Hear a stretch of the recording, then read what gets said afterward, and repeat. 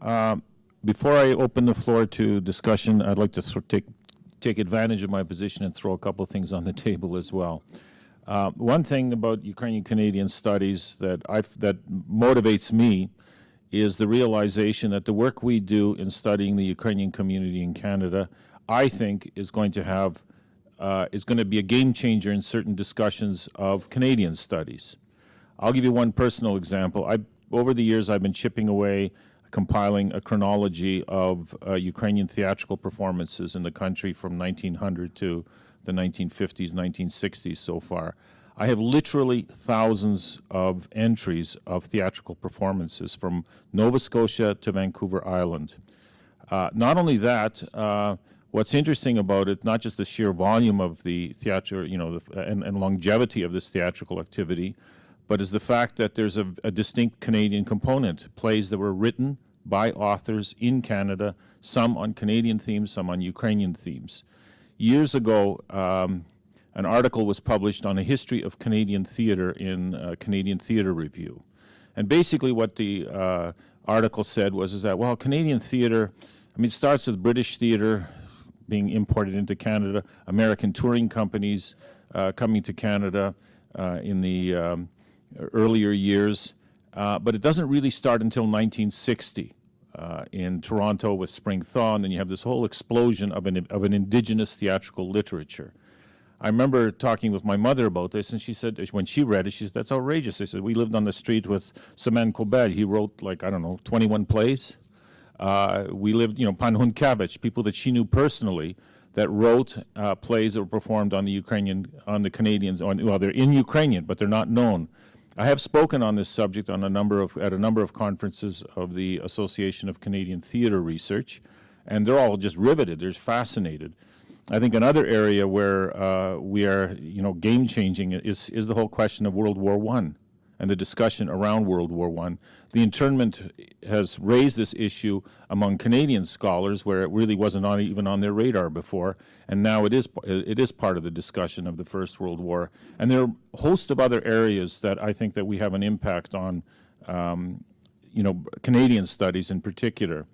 I've enjoyed hearing the comments of the different panelists, the different approaches everybody's taken, and I'm sure you have too. But before I go any further, I'd like to let our panelists comment on, make any comments about the presentations by their fellow panelists. So, Natalia, do you have anything you want to say about?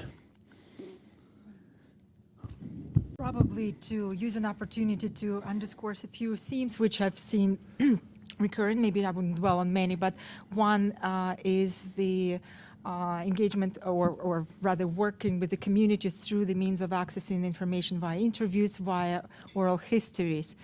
And it's possibly that I will be repeating myself, but I'd like to take an opportunity to be more specific this time and to first point out that this work seemed to be overwhelming and resource needing, but at the same time it's actually quite possible to accomplish a lot on the ground while one is a bit creative. At the Prairie Center for the Study of Ukrainian Heritage in the University of Saskatchewan, and we'll have a presenter later on, I hope to dwell a bit more on the center. Professor Cordan, I hope, will point out a few more pursuits we do in the center. But with respect to the Ukrainian-Canadian studies, we have undertaken several initiatives. Our annual budget varies from about $5,000 to a bit more money, $5,000 to a bit more dollars per year, and that's not enough. One can think if one is ambitious to pursue several projects. Over the course of last 10, 15 years, we've produced collections, speaking of digital humanities and the outcomes we've been working on. It's not enough really to just conduct the work and write up academic articles and get, brownie points and so on and so forth, but we need to present our work in different format for other consumers out there. And that is oral history collections that I'm talking about, and also other archival collections which we're trying to digitize and make it publicly available. In one of these projects concerned Ukrainian-Canadian experience, what was the title? The Ukrainian-Canadian experience of a sociocultural change in the second part of the 20th century. We have about 120 interviews, which were collected, digitized, partially transcribed, but also fully available through the library system to whoever wants to research them. We have done creatively with the students, we have ventured into the urban history, speaking of other themes which I found to be important, and pursued oral history of the 20th Street, which is the street serving the Ukrainian-Canadian community in Saskatoon as the main locale where, in fact, urban Ukrainian-Canadian history evolved in Saskatoon. Granted, it's an ambitious project, and granted, one cannot take specifically Ukrainian-Canadian perspective, an angle for this project. So what I've done is that while teaching the course on oral history, I have involved all kinds of variety of students who are not Ukrainians at all, and I looked with the students at the entire profile of the community, which is multi-ethnic, multicultural, also economically speaking, differentiated, and so on and so forth. But this kind of work gave us an opportunity now to zoom in and focus on Ukrainian-Canadian dimension of that very research, and that's the next stage in what we do. My emphasis would be here is to think creatively what are the product of our work. Speaking on cooperation, which we all also commented on, and obviously this comment came up, I couldn't help myself but think that we actually have a lot to learn from our colleagues in Ukraine. And what I mean by that, and I always admire Ukrainian colleagues working for different research institutions who have traditionally got involved in these sort of meta projects of a kind that would be annual pursuit, or several years would be spent on one kind of large focused project in which members of the video or members of the institute will be involved, and then eventually will produce sizable, nice collections reflecting on the history of, say, Ukrainian peasantry. That's what comes to mind from the Institute of History, for example. So these kinds of meta projects, I think Natalia gave us one example, although that was initiated at the UOA, the Sanctuary Project, but it provided us an opportunity for networking, and we probably should be seeking other possibilities of engaging in these meta projects, which we can pursue independently, very much like in the format that's been described by Natalka, where each researcher has his own interest and his own passion for that. So conferences would be nice to have, where we can gather and think through what is it that we can do with resources we have, because resources are always a limitation. I'll pass it on to someone else. Thank you, Yars. Thank you. In listening to my colleagues and the discussant, a number of thoughts came to mind that I'd like to share with you. One is the question of doing oral history with the displaced persons, the political refugees who came in the so-called third wave. I think that opportunity is essentially now gone, whereas there are some left, obviously. That generation has largely, has largely gone, I said. There are still opportunities, and they certainly be taken. I can say, and I mentioned this in my talk, that Dr. Lupel, with his oral history project, had engaged both Zenko Zvaric in Toronto and myself here in the West, and many of the people we did interview were the generation that helped the DPs, people like Bogdan Panchuk, Stanley Froelich, Anthony Yaramovich, but also people who were themselves the political refugees. That pool of oral history information has recently been digitized, thanks in part to the work of Yars Balan and the Ukrainian-Canadian Civil Liberties Foundation. We provided the funding to digitize that collection here, and the collection that was done at the Multicultural History Society of Toronto, and exchange those collections. So those collections should all now be digitally available from both ends of the country.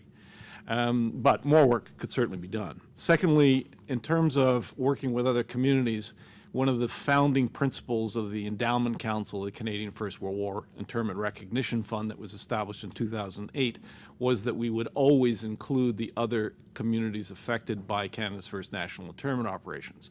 So, for example, to date, we've had Hungarian, Serbian, Alevi Kurd, Polish, Turkish, Hungarian, trying to remember who else, Serb, Croatian representatives on the council who have taken an active role in articulating the council's mandate and assigning funds from that $10 million endowment for various commemorative and educational projects across Canada.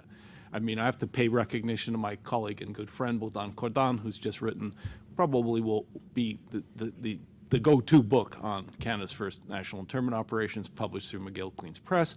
But we also have Petro Milnitsky here, who's had grants from them, my own daughter, Cassandra Lachuk, others like Mark Manenko, who are being funded, Ryan Boyko, who's come out with a great series of short vignettes called The Camps, and is now doing a film called Enemy Aliens.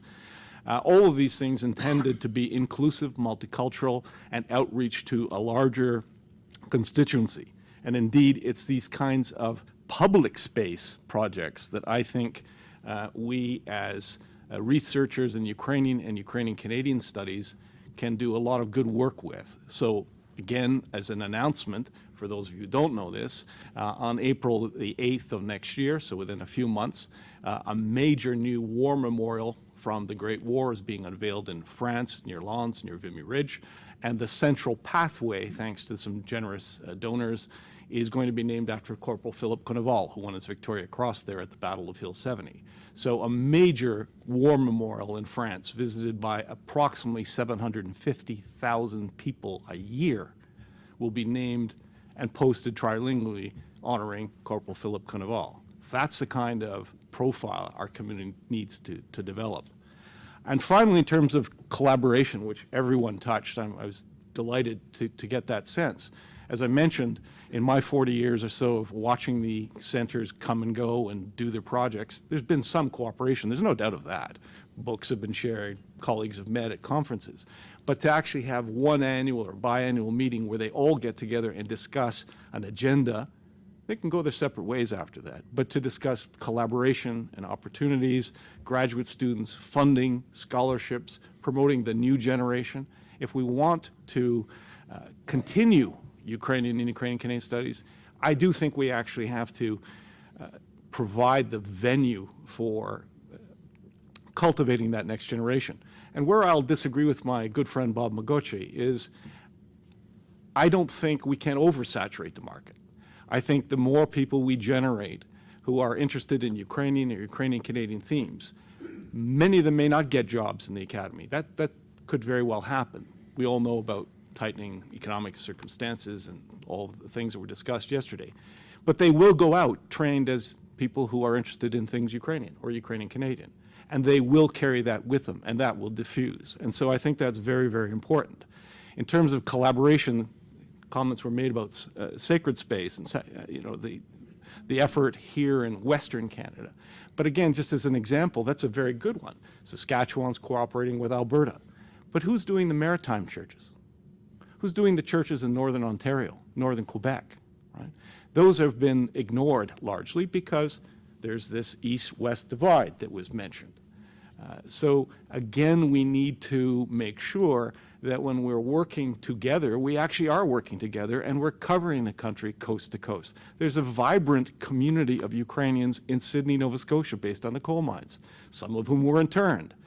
One of whom, a man by the name of Harry Koval, is now the principal of the Royal Military College, a former brigadier general, who is a Ukrainian called Kovalchuk, who's now Koval, or as he likes to say, Kol. And I say, no, that's what your father mined. Your name is Koval. This is the kind of person we need to engage, but we don't engage him by studying prairie churches. We have to study his church, right? Mm-hmm. Thank you. Indeed. Okay, just two quick points. As Lubomir mentioned, starting an interview project with the post-Second World War II generation is it's not going to, it won't fly. You don't have, 20 years ago that would have been, something that would have been more feasible than now. In terms of cooperation, I think baby steps might be one good way to start before you start talking about mega projects. And I'm thinking, just between the various institutes or players involved, agreeing to have a clearinghouse or one place where you can share information. I'll use just a concrete example. Recently, a book came out about Ukrainian churches in Saskatchewan. And if if this were, let's say, posted on a Facebook page that people would know that this is where you go to learn about things that come out, then then I wouldn't be writing emails. Did you know that this book came out? Stuff like that. I wanted to pick up, and this is a perception thing, that on Natalia's comment about doing something so cool that everyone would take up and pay attention.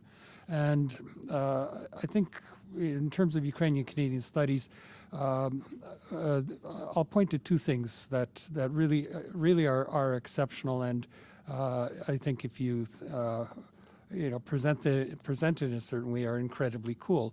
And one is just the fact of the bilingual, bicultural world that Ukrainians lived in the prairie provinces, in the Aspen Park Belt. Manoli Lupol's memoirs mention that he grew up in, and he called it bilingual, bicultural world. This is really something extraordinary in terms of, the North American landscape, where you've got a large stretch of land with, large areas that, have a totally distinct culture. The other is that I think we can also pay more attention.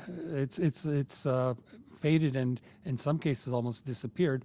The recognition of the role that was played by Ukrainian Canadians in establishing multiculturalism. In a world where you're getting growing nativist tendencies, Canada really does stand out as a beacon of tolerance, and a large part of that is the establishment of multiculturalism policy, and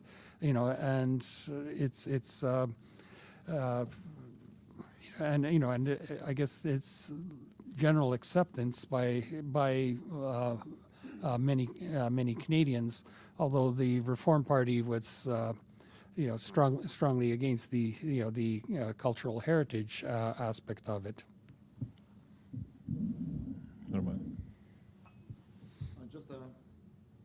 Just a couple of comments. First of all, I believe very, very strongly that we have done a lot of work in oral interviews and oral history, etc. But we need some form of, collaboration of putting it all together, indexing it, and doing this. Where I'll tell you what my story is. A couple of years ago, I decided to do a little bit of research on people like my mother, who came as an Ostarbeiten to Edmonton, settled here, worked here, and I couldn't find any material. And all of a sudden, it popped up, on the computer screen. The Ukrainian Documentation Archival Center at St. Vladimir's Institute, an institution that is not affiliated with the university in a formal sense, but it is affiliated with, and they had a whole volume of Ostarbeiten stories that I could glean and learn more about the history of what my mother went through.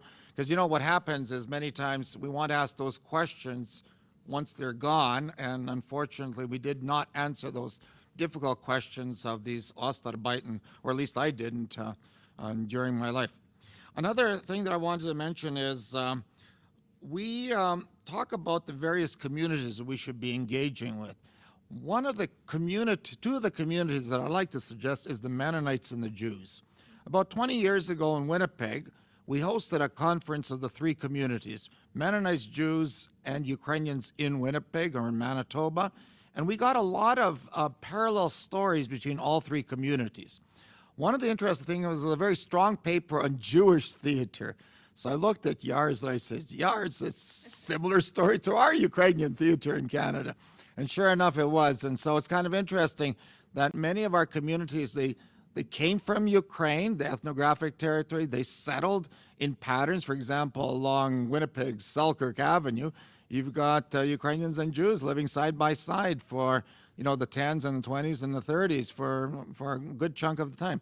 We now have a Mennonite university in our province. The provincial government granted one of the colleges that was Mennonite to create a university, and certainly that university is not going to come to us, but maybe we should go to them and do some common projects of collaboration between the Mennonites and Ukrainians.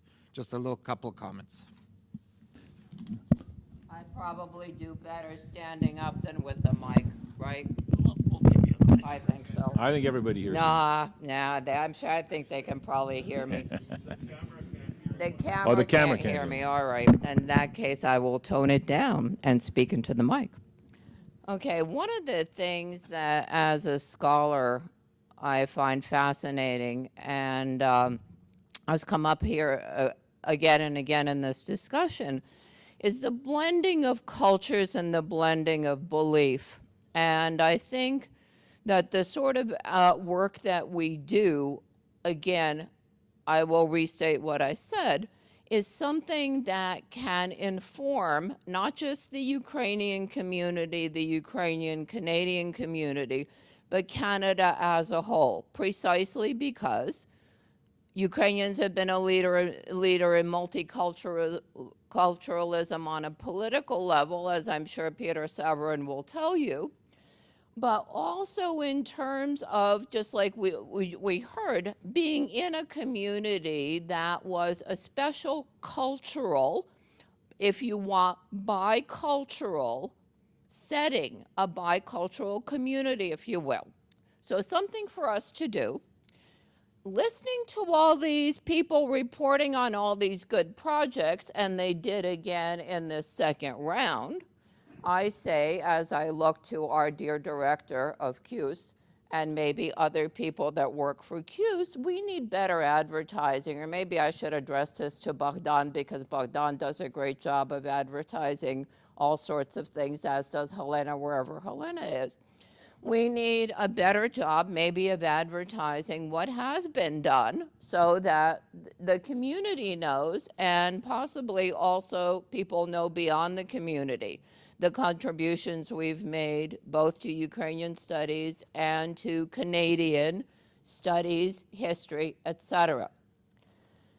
And the final thing, yeah, you know, all of us have mentioned collaboration, coordination. I would love, I know there's some very interesting, and you probably do too, material in Sudbury, including documentation of sacral heritage that's been done inside, yeah, it's done, you know, so we're not, if we're ignoring the East, we're not ignoring the East. I know very well what's going on in the East.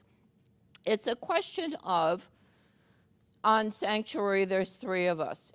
It's a question of, yes, I'd love to write a grant, but, you know, we really need help. We really need, especially in this bureaucratic heavy time, when I waste more time filling out stupid documents than I do doing this interesting research in blended belief systems and blended communities. I really need help, and I need help making the coordination, making the phone calls, making the whatever it is to get these things going, all these neat projects that we would love to do. Yes, we should have probably a meeting to prioritize, and having had that, you know, maybe we can get some support to organize and do a mega project or whatever. Yeah. I would love a museum, by the way, in Ottawa, a big national one, but that's some, yeah. Anyway, I shut up, so. Once again, I want to put in my 2 cents worth before I open it to the floor here. In response to a couple of the comments that were made, one about advertising better. We try, of course, to advertise what we're doing, but it's a challenge because you're caught up in the day-to-day responsibilities of the work, and a lot of our projects, the scholarly projects, they aren't done in 6 months, and you can throw out results that quickly. They're done over a period of time. One project that I can tell you about, and again, this is one of these game-changing projects. We have gone through the Canadian mainstream press in 1932-33, and this is all a spin-off from the Holodomor Research and Education Consortium. We've gone through the Toronto Star, the Toronto Telegram, the Globe, the Winnipeg Free Press, the Winnipeg Tribune, the Saskatoon Star Phoenix, the Vancouver Sun, the Edmonton Journal, the Edmonton Bulletin. Day by day, culling. We wanted to know, what did Canadians know about what was going on in Stalinist Ukraine, in the famine? And what's shocking is how much coverage there was. I mean, in our community, the assumption was always that, oh, the Soviets just suppressed it, nobody knew about it, and it's only in 1983, when the 50th anniversary of the famine was commemorated, that more people started to talk about the famine, what was going on. There were shocking how many Canadians, not Ukrainian Canadians, there's some Ukrainian Canadians, were in Ukraine in 1932 and 1933. How many of the people who were there wrote up things? There's one engineer who came back and wrote 18 articles in the Toronto Telegram about what a disaster the 5-year plan was. There was a Toronto journalist who traveled through the famine areas of Ukraine in the fall of 1932 and wrote up detailed accounts of her experiences there. There were journalists who went and, of course, and whitewashed the whole thing. But it's an area that I think is going to have a big impact in the discussion on the famine. It's our Canadian contribution to Ukrainian studies and the discussion of the famine. And in Canadian studies, I think that it's going to force a reevaluation a bit about the Prime Minister R.B. Bennett. He was a Conservative Prime Minister at the time. He doesn't have a great reputation, because of the Depression and whatever like that. I've been impressed, actually, by many qualities the man has, and I think that the kind of research that we do, when it gets fed into Canadian discussions, is going to force a reevaluation of him. One thing you should be aware is that just as the Holodomor Research and Education Consortium came up and has sort of pulled us in the direction of doing some of this work, this happens all the time. Recently, our institute has become very much involved in the making of a documentary film by the Ukrainian-Canadian Research and Documentation Center in Toronto on Ukrainians in the Canadian Armed Forces during the Second World War. This was not sort of our immediate priority on the radar screen, even though it was coming up that we're working on we're planning to focus more attention on World War II, but the broader context as well, the community during the war years. This is focused just on the Ukrainian Canadians in uniform during the war. But Serhiy, Tsipko, myself, and Andriy have been very active in providing the research so that the product that comes out of there is solidly based, and that includes doing interviews and looking at the press and other things. A lot of what we do often is unseen. Because of modern communications, because of the internet in particular and Facebook and stuff, I don't know about my colleagues here, but we get requests regularly from all over the world with questions related to Ukrainian-Canadian studies, especially now from Ukraine, where you have these diaspora studies and people doing Ukrainian-Canadian studies, asking for information, asking for help. Some of them are by scholars, some of them are students, some of them are filmmakers, all kinds of areas. And it's important that we try to help these people because we do have resources at our disposal, but it is, of course, very time-consuming. There has been a lot of cooperation. A lot of it, I think, just exists more on the personal level because we know each other, we know our interests, we run into each other at conferences. And yes, maybe we could try to coordinate better what we do, but I said, resources, both human resources and financial resources, are a constraining factor in that. I'm very encouraged to see some young scholars here who can join us in this work and take over this work as we go into the future. So that's a very positive development. Having said all that, I would like to open the floor to discussion from the audience. Dr. Students first. What's that? Students first. Oh, students first, sorry. After saying all those nice things about students, I, of course, ignored them. We'll get the mic to you, Dr. Lupo. We just got a student we're going to ask first. Go ahead. Okay, we've heard lots of wonderful ideas for the future of Ukrainian-Canadian studies today and Ukrainian studies yesterday, and I thank you for commenting on students, but I was wondering if you could comment on one more suggestion. Students are underrepresented at this conference and in discussions and panels at this conference, and so I'd like to suggest that more students be engaged in discussions and decisions regarding the future of Ukrainian studies, as students are the future of Ukrainian studies. So who wants to answer that? Completely agree. I think all my colleagues on the panel agree.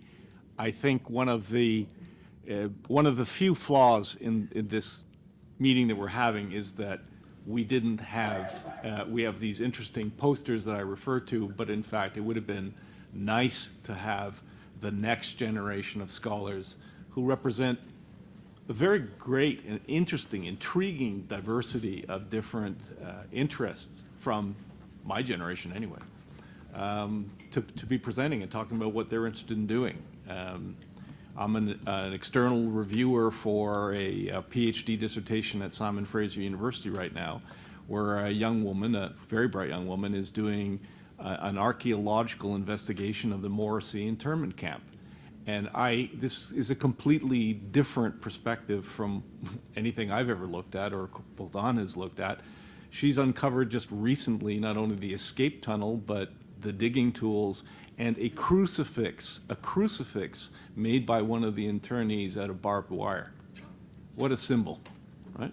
So this is a kind of young scholar that I would love to have had here today to share those kinds of findings with you. I'm delighted that we have the 7 or 8 that we have here with posters, but I would have gladly sacrificed some of my time to them. Okay, we got 2 students who are going to say something here before, so Kenya? I just would like to take on what my colleague said. I understand we are seen as the future of Ukrainian studies. However, most of us are already a certain age, so I was wondering if any of you have been to high schools to try to interest the actual real young generation into Ukrainian studies and see what they would like to study. Ukrainian studies and perhaps video games or cinema. So had any of you first have done this and have any of you have actually studied their culture? Because as a youth group, I think it's important to have their voice here. And of course, none of them are here because they're not at university. But these kids are going to be taking your classes. So I think it would be important to acknowledge what they want. I was happy to get out of high school. I don't want to go back, actually. Can I comment?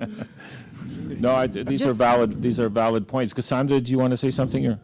Can I respond to come this up. point? Oh, okay. And while you're coming up, Natalia will say something. Just very briefly, thank you for bringing it up. I think it is a very important direction of our work, publicity, promotion. I use opportunities to go and work with youth, maybe not through exact schools, but through summer camps. I do put witch hats if I work with 8-year-olds, and I do have games for them to play, which I hope eventually it will settle in their heads that they can have fun with professors at the university once they grow. So it is a very important point you've brought up. Thank you. So I do just want to start by taking the opportunity to say that I think all of us appreciate, all of us that are here on the Student Travel Award, really appreciate the opportunity, but I do want to clarify that there was no call for papers. We weren't asked to speak or present our research. We were asked to come here with posters, which again is fantastic, although maybe a little odd in the humanities, but we weren't actually given an opportunity to speak. And I found it strange. This year I'm the recipient of the Dudkovich Fellowship, but I actually found out about the Student Travel Award through word of mouth after the due date. So there's a little bit of a, this isn't to be overly critical, but there is a little bit of a communication barrier, and I think that maybe a student panel would have been a really fantastic idea. And something that my colleague here mentioned earlier, but sorry, I don't want to speak on your behalf, but she's an undergraduate student, and I think it would also be fantastic if we created some sort of funding opportunities for undergraduate students who weren't allowed to apply for the Student Travel Award, because this is how we get more MAs and PhDs into programs. It's by engaging them at the undergraduate level. So I think that would have been also a fantastic funding opportunity. What you see before you is, in the main, part-time scholars of Ukrainian-Canadians. These are people who are either geographers or responsible for the Encyclopedia of Ukraine, or people who are interested primarily in the theological aspect, or people like Yars, who is responsible for almost everything to deal with Ukrainian Canadians at the present time, running around for everything, sending books to Ukraine and picking up money from anybody you can find who has a few cents. This will always be the case. You'll never have specialists in something called Ukrainian-Canadian studies. I found it to be the case when I was director.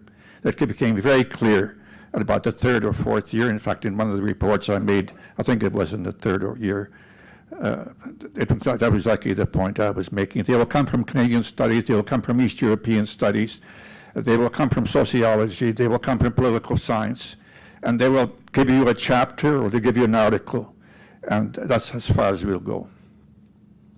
Now, one thing I missed in the whole presentation is the question of money. Money, funds.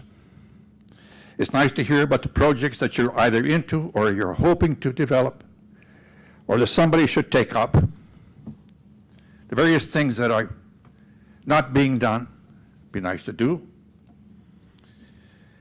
But it all takes money. And none of you really said very much. I think only Roman said a little bit about money. Here, I do believe that Kyiv has a role.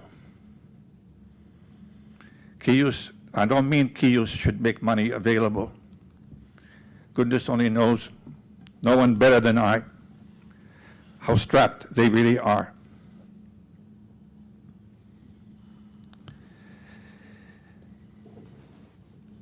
I would point out to you that the endowments that have come forward so far for Ukrainian studies, they have been primarily for Ukrainian studies. These have come forward voluntarily. I know that there are newsletters that come out once a year. I know that there are advertisements in Ukrainian news, and for all I know, they may go into other newspapers. But it's not as if Kyiv ever made a special effort in any way by people from the Institute itself to reach out to the public for funding. You might call it massive funding or call it whatever you want. These have been largely from emigres also, I think it's fair to say, who happen to have done fairly well and are very, very sensitive about helping to do something about the situation in Ukraine. There have been very few endowments for Ukrainian-Canadian studies. What I want to suggest is the following. The public, in my opinion, has to be sensitized.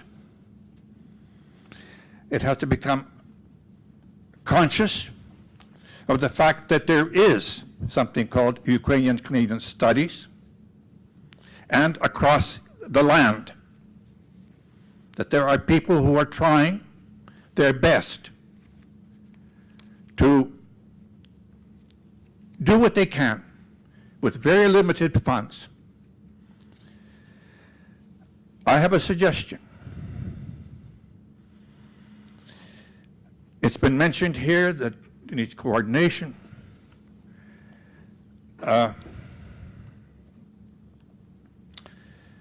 It's been mentioned here that maybe people like you should get together. I agree. But where would you be going? What would be the point of it?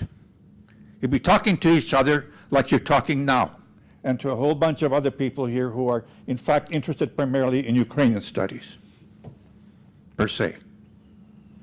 And from their good hearts, one day they might even produce an article or two dealing with Ukrainians in Canada. Why not have the Ukrainian-Canadian Congress have a whole day on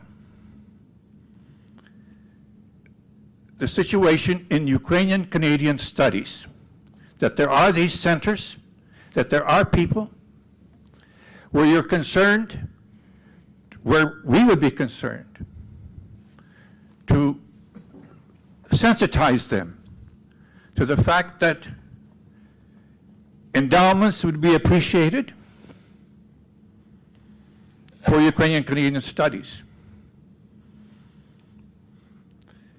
But instead of just simply placing it before them in Winnipeg or wherever it would be held, people who are the leaders, the heads of these various institutions, or the best spokespeople from these various institutions, would meet and draw up an agenda for such a one-day session, not such a one-day immersion into the question of funding for Ukrainian-Canadian studies, which in my opinion has never been done. And CUSE should bring together the heads first to draw up the agenda, where they can say, these are the kinds of things, including the young, by the way. They could be included in this. Their most easily available spokesperson. 2, that would be a very important function for the Institute to do. Not to provide the money. They may have to fund your meeting or meeting of people like you. But in my opinion, it's the least they can do. And that's what we should try to do. If we want to get something done with Ukrainian-Canadian studies, which is more than simply limping. Yes, you would have a big role in this, certainly. But it would be leading to something which would make your job easier in the long run. Andrei, you too would have a role in this, because you've been closest involved in this.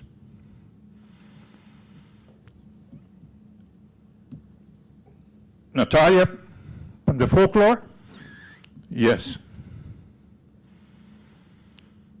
Anyway, that's what I propose.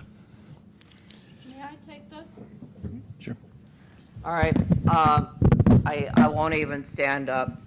Actually, you're very much on the point, and I was thinking about funding myself as we were all talking. So you are absolutely correct.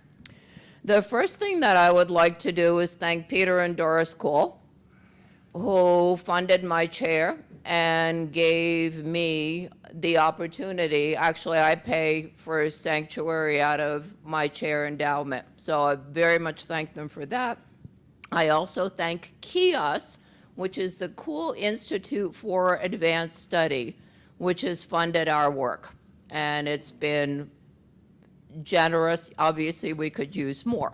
What I would like to add to this is that I am incredibly appreciative of the donors. I'm especially appreciative of Peter and Doris Kuhl and what they've done for me. But I think the next step that we should take is, especially in terms of Ukrainian-Canadian studies, is getting federal funding. Certainly our team has done it, is applying for federal funding. And I think maybe we should have whoever, whether YARS or whoever else coordinates this at CUSE, coordinate applications for SSHRC, which is Social Sciences and Humanities Research Council money. I think that's the next step, is to get federal support for our work. I think Dr. Lupul's suggestion is an excellent one. And I would like to see something like that happen at the next triennial Cook Congress. I think the proposal being made now, just after the one that was held in Regina a few weeks ago, is good in the sense that it gives YARS or whoever several years to prepare for the Congress, wherever it may be held in Canada. But certainly there's enough lead time to be able to coordinate the heads and representatives of the various institutes, which can be done by Skype or FaceTime, by the way. There's no need necessarily to get together physically. But so I think that's a wonderful proposal, and it bears following up on. I'd like to point out, though, that in terms of funding, and this group of all people should be made aware of this, there is a $10 million fund that is now in about year 8, the Canadian First World War Internment Recognition Fund. That was a symbolic redress that we secured from the Government of Canada in 2008. It's already funded some very good projects. Frankly, it's funded a few that I don't think are very good, but it's funded some excellent projects. It has another 7 to 8 years to run. It works off the interest, and right now we're in a positive situation. I'm on the Endowment Council. So those who are interested in the First World War period, including the internment operations, but not exclusively to the internment operations, have a much easier route for securing funding than, for example, going to SSHRC, which can be quite difficult and ponderous and frustrating. There is also a secondary fund that you should be aware of, the Ukrainian-Canadian Veterans Fund, which was based on the sale of Branch 360 of the Royal Canadian Legion in Toronto. I was until recently a member of that committee. The sale of that property rendered about $4.5 million.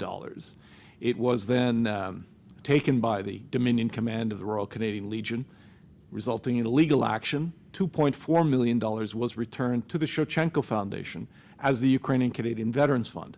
So whether you are studying the First World War or the Second World War, or indeed any aspect of Ukrainian-Canadian military history, or even Ukrainian military history, there is a fund available to you.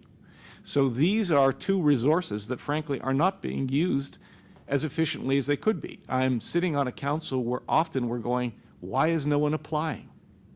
Why is no one coming to us for money? Because no one knows about that. Well, okay, Dr. Lupel said no one knows about that.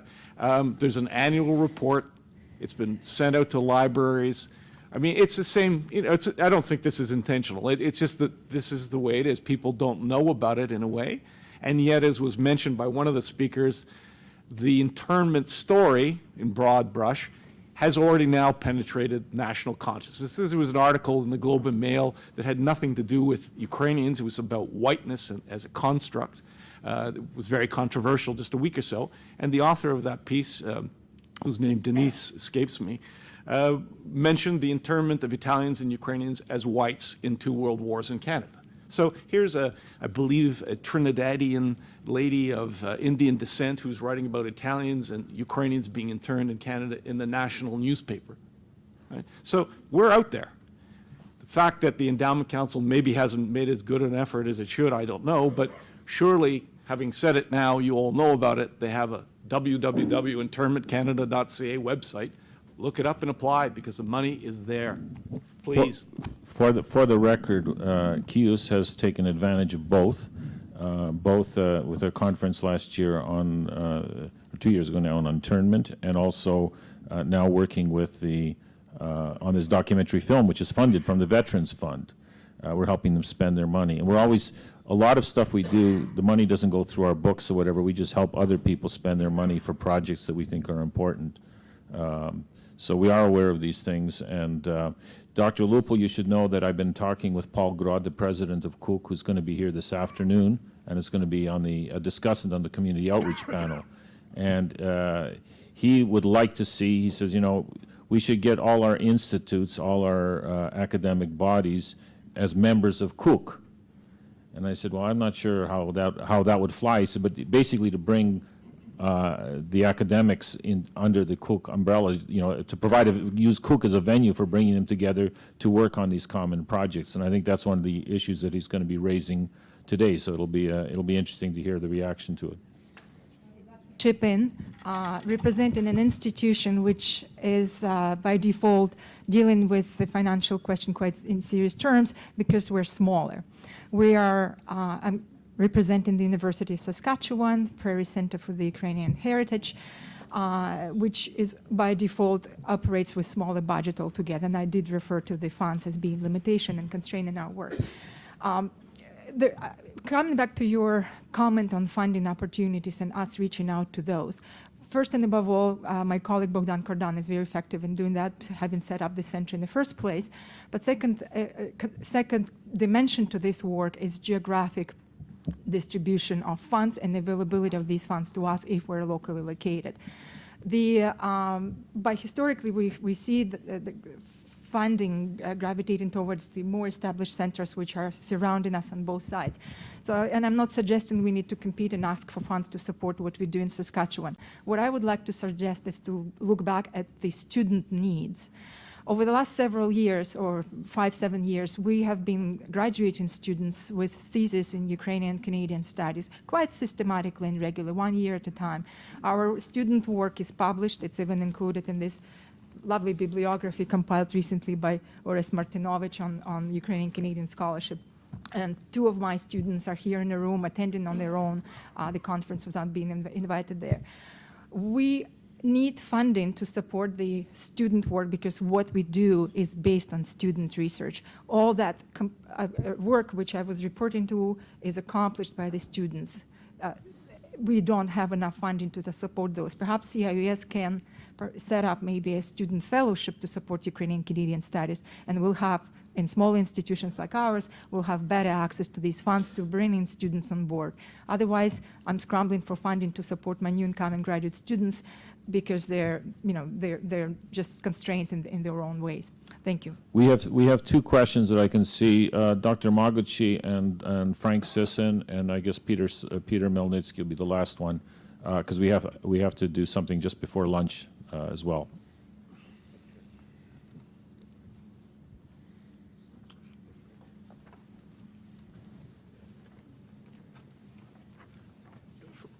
First, I would like very much to thank the panel, in particular the first 2 speakers, the first of which was more kind of theoretical and second very practical, or not experiential, if you will. That is Natalia Konenko-Friesen and Lubomir Lutsuk.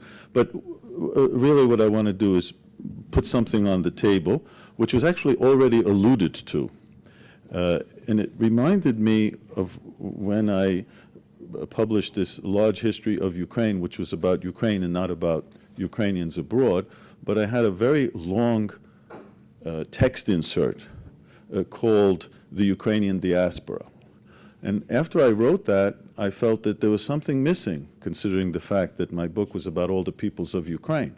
So I added a second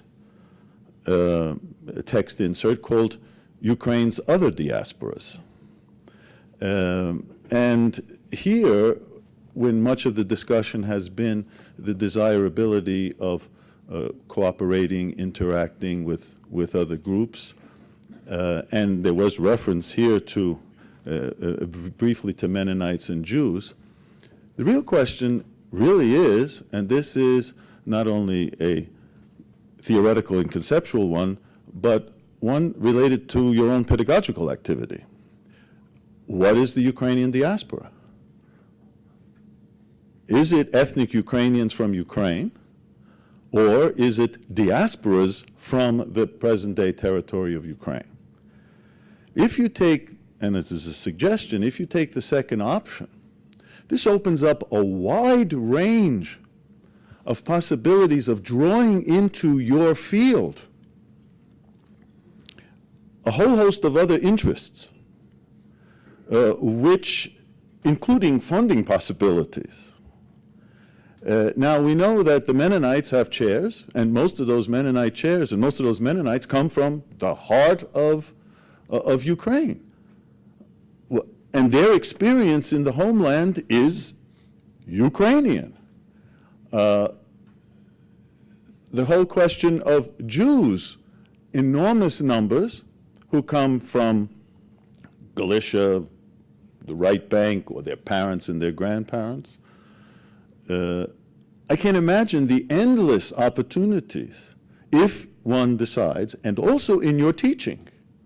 Should you not be teaching not only about ethnic Ukrainian activity, but also Mennonites? The possibility of cross-influences and bringing into the fold a wide range of students, scholars, etc. And even at the very tail end of this, we already have a Crimean Tatar community now, certainly in Toronto, who are part of Ukraine, and we should never forget that. So I just put this on the table for those of you who are in the future continuing to work in this field, that your field is probably much larger than you think, and much more relevant than you think. Thank you. Thank you. I think what we'll do is we'll have the other two questions, and then we'll have one last response from Yeah, so just two suggestions on research, topics that might be undertaken to bring in. One is we now, I think, finally want to emphasize contacts with Ukraine, but what we have to admit is that for a large part of the experience of the Ukrainian-Canadian community, contacts were rather limited with Ukraine. And indeed, that is a very interesting part of our development, similar to the Baltic groups, Lithuanians in the United States, or the Cubans so close in Miami, right? Or in a certain way, even the French Canadians who got cut off because of the French Revolution. They remained ultramontane Catholics, and France becomes alienated from them. But I think that's one field that we should also discuss, because it explains so much, I think, about the Ukrainian communities abroad, why they developed. When I'm always asked by Polish friends who complain why the Polish communities didn't establish academic institutions, my answer is always, you had Poland. You know, we did not have Ukraine in a certain sense, so we had to do this. But I think that's by now a field of study. The second is, can one really study the post-World War II emigration solely in a Canadian context? And here I would say that without development of study of the whole DP communities, not only when they are in Germany, but when they arrive in the United States, and I fear what we're going to do is write them into Canada in a different way than the reality of what their life was. That while their children may have gone through a different experience, well into the 60s and 70s, the Toronto I knew and that generation was much more closely connected with New York, in certain ways even with Australia, than they were necessarily with the. So I don't want geography and national categories to overtake our study, but it also is another way of opening up the study. Regrettably, because of the poor state of the study of the Ukrainian community in the United States, we may be missing a large part of the experience. I mean, it was Suchasnis, after all, that was getting read in Toronto and Montreal, and to a degree in Edmonton as well, and yet we're going to have no studies of what's going on south of the border. Thank you. Peter?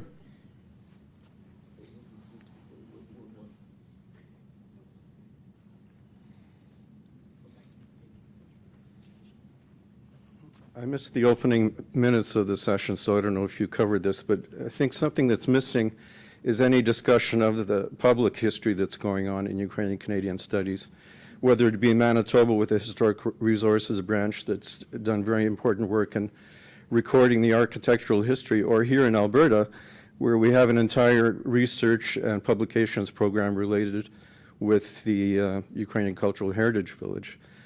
And all of this is mainstream government funding, and the work that's being done there is very important, and somehow I think it's missing from this discussion that indeed there are other areas where Ukrainian-Canadian studies are taking place that are directly funded by government.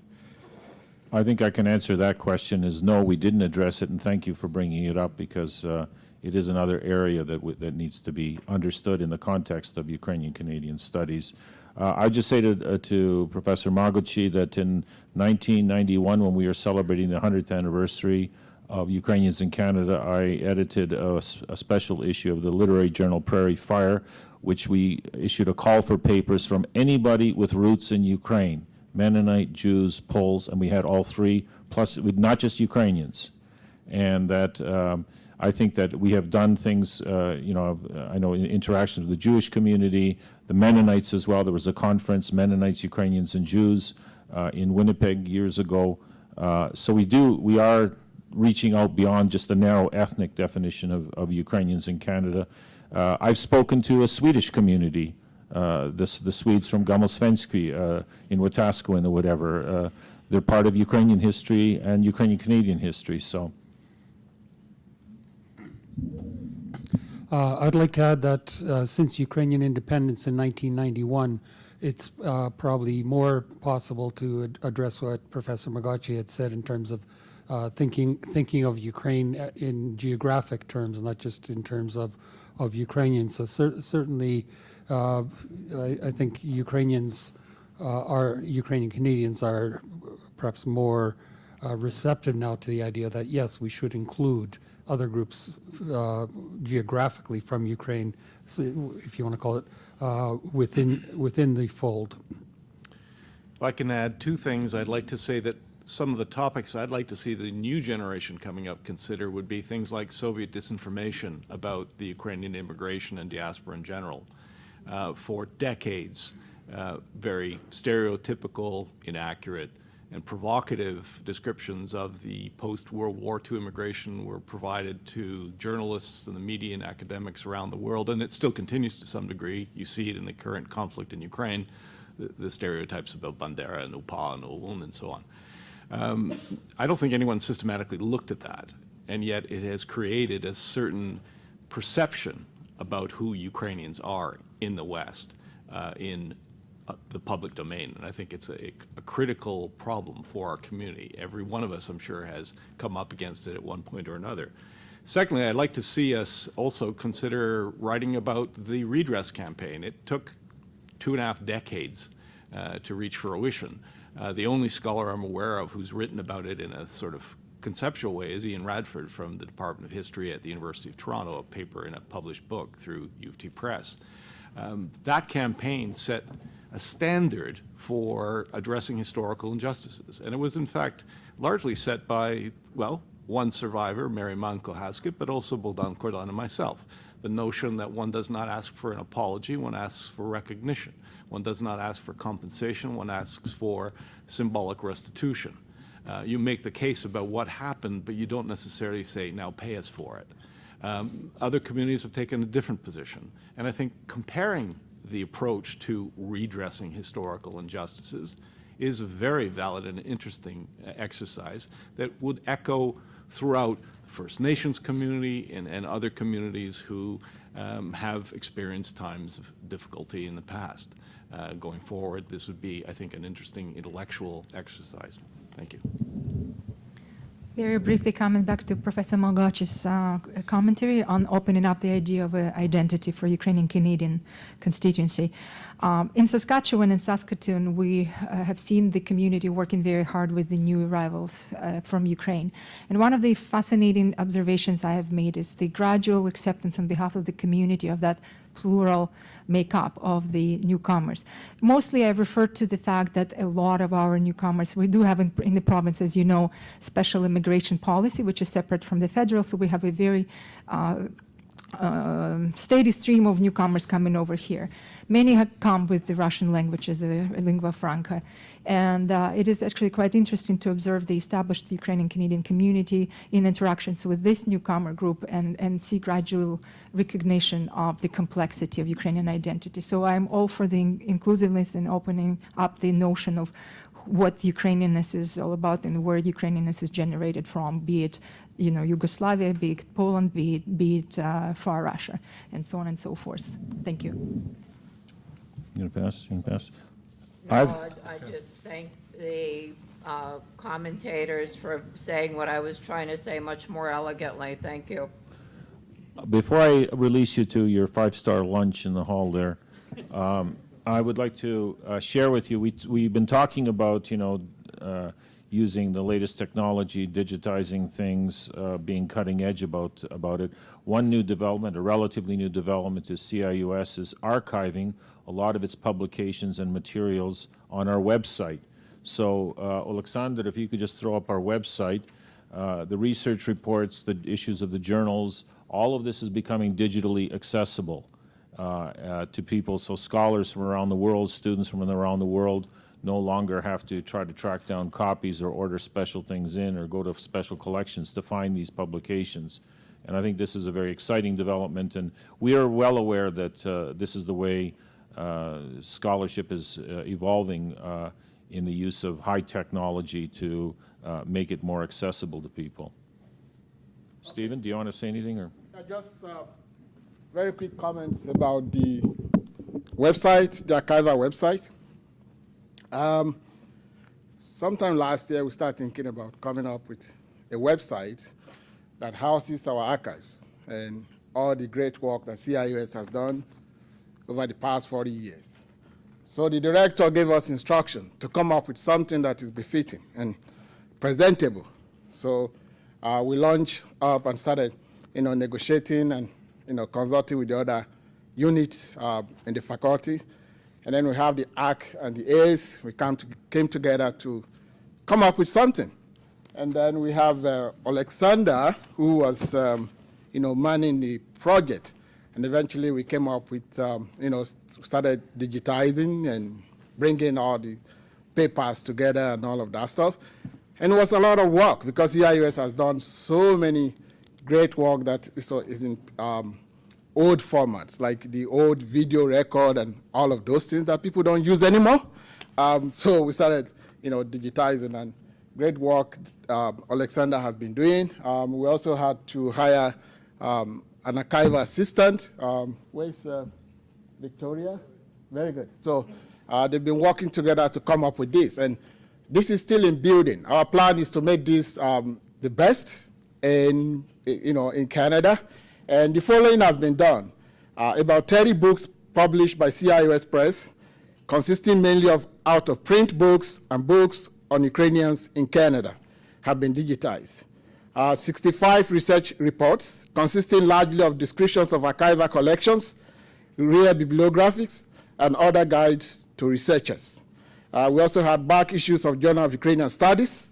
Since its founding, CIUS has published an academic journals containing articles and reviews in humanities and social sciences on topics on Ukrainian studies.